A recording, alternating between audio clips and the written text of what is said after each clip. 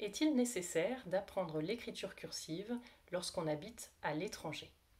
Lorsque les enfants sont scolarisés en école locale, ils apprennent généralement à écrire en script ou en bâton, c'est-à-dire avec des lettres qui ne sont pas attachées les unes aux autres.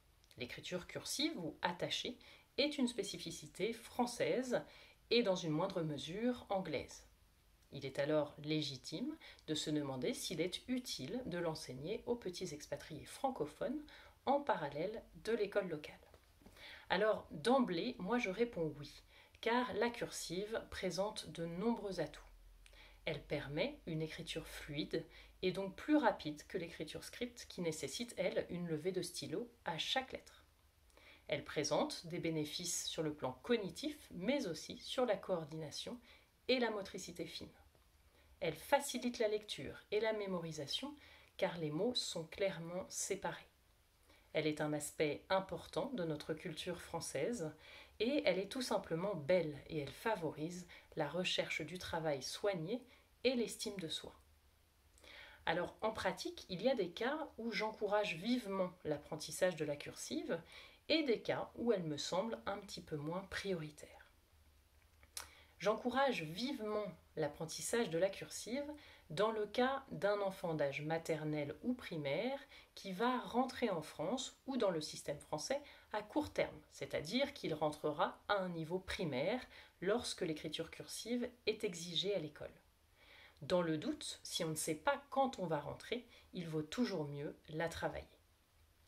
Dans le cas aussi d'un enfant de tout âge qui aime écrire et qui aime s'appliquer et pour qui cela ne représente pas un trop gros effort, même s'il n'y a pas de retour en France prévu.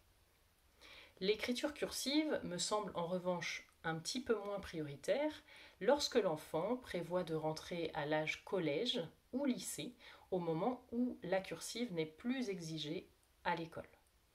Aussi lorsqu'il n'y a pas de retour prévu dans le système français ou lorsque l'enfant éprouve des difficultés en français, lorsque le travail est difficile ou conflictuel ou que l'élève n'aime pas trop écrire, il vaut mieux toujours choisir ses batailles et privilégier le fond plutôt que la forme. Quel que soit le cas, j'encourage toujours au moins à essayer. Lorsque l'enfant est inscrit à un cours par correspondance, pour le français, il est toujours bon d'avoir la discussion en début de parcours avec le professeur qui corrigera ses évaluations afin qu'il sache comment évaluer l'écriture en fonction du profil de l'élève. Globalement, l'effort d'essayer doit toujours être valorisé par le professeur. Je remercie Juliette. Moi aussi, j'aurais aimé avoir ses conseils quand mes enfants sont arrivés en école américaine au niveau CM1 et que très rapidement, j'ai réalisé qu'ils voulaient arrêter l'écriture cursive puisqu'elle n'était pas exigée dans leur école. Pour l'un d'entre eux en particulier, j'ai découvert plus tard que son écriture en script allait plutôt jouer en sa défaveur, par exemple pour bien séparer ses mots dans des phrases. Quand il commençait à écrire plus rapidement, tout se collait, pour avoir une écriture bien lisible aussi. Et puis plus tard au collège pour pouvoir écrire rapidement et prendre des notes sans lever le stylo trop souvent. Donc n'abandonnez pas si vous aussi vous trouvez que c'est un sujet qui est important pour le futur de votre enfant, même si, comme l'a dit Juliette, il faut choisir ses batailles. Et il y en a bien d'autres sur l'apprentissage du français qui méritent aussi de ne pas être abandonnés. Je pense notamment à la lecture en français, parce que là aussi, après 1 ou 2 ans d'école américaine, mes enfants ont assez vite eu envie de ne plus choisir que des livres en anglais. Et finalement, j'ai réalisé qu'ils n'ont pas profité suffisamment des bénéfices de la lecture pour enrichir leur français tout au long de ces années aux États-Unis.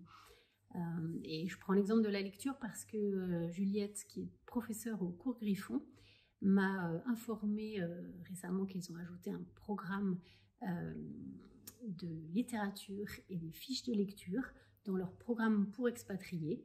Et je trouve ça très pertinent pour aider les parents à ne pas négliger cet aspect de l'apprentissage du français.